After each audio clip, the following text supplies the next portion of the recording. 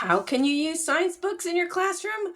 One fabulous teacher used some of my books to help her kids explore their curiosity. Let's see.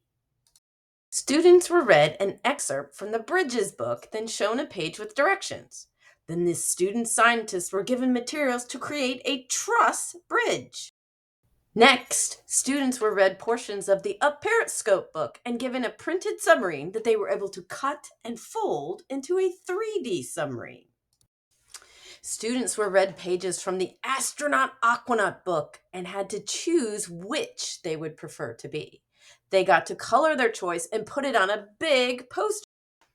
For the Outdoor School Rocks, Fossils, and Shell Hunting book, students were shown pages about geodes, and then they were able to break open a geode and draw what their geode looked like with an example of a scientific drawing.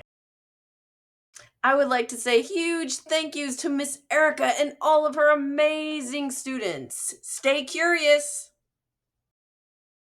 For more ideas about using science or STEM books in the classroom, visit my website, jenniferswansonbooks.com. And remember, science rocks!